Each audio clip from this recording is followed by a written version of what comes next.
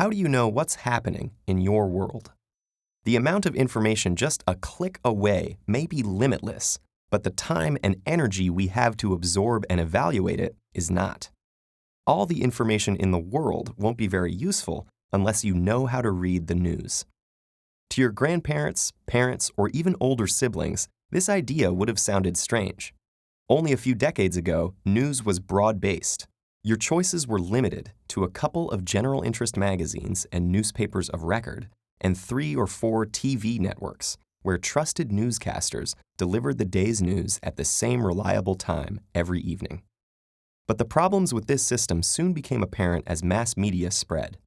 While it was known that authoritarian countries controlled and censored information, a series of scandals showed that democratic governments were also misleading the public, often with media cooperation. Revelations of covert wars, secret assassinations, and political corruption undermined public faith in official narratives presented by mainstream sources. This breakdown of trust in media gatekeepers led to alternative newspapers, radio shows, and cable news competing with the major outlets and covering events from various perspectives. More recently, the internet has multiplied the amount of information and viewpoints, with social media, blogs, and online video turning every citizen into a potential reporter.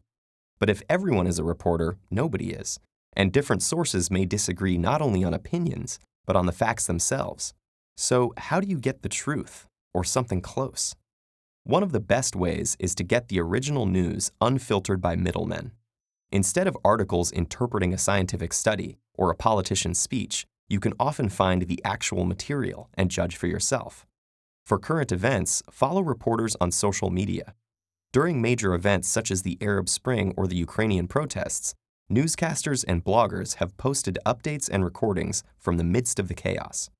Though many of these later appear in articles or broadcasts, keep in mind that these polished versions often combine the voice of the person who was there with the input of editors who weren't. At the same time, the more chaotic the story, the less you should try to follow it in real time. In events like terrorist attacks and natural disasters, today's media attempts continuous coverage even when no reliable new information is available, sometimes leading to incorrect information or false accusations of innocent people. It's easy to be anxious in such events, but try checking for the latest information at several points in the day rather than every few minutes, allowing time for complete details to emerge and false reports to be refuted. While good journalism aims for objectivity, media bias is often unavoidable.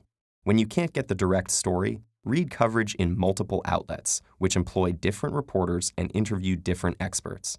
Tuning into various sources and noting the differences lets you put the pieces together for a more complete picture.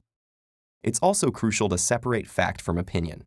Words like think, likely, or probably mean that the outlet is being careful, or worse, taking a guess.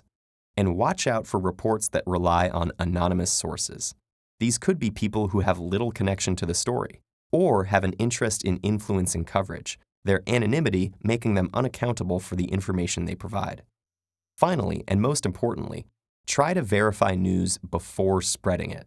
While social media has enabled the truth to reach us faster, it's also allowed rumors to spread before they can be verified, and falsehoods to survive long after they've been refuted.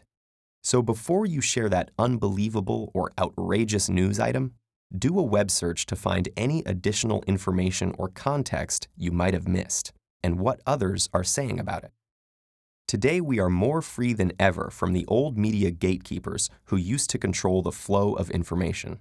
But with freedom comes responsibility. The responsibility to curate our own experience and ensure that this flow does not become a flood, leaving us less informed than before we took the plunge.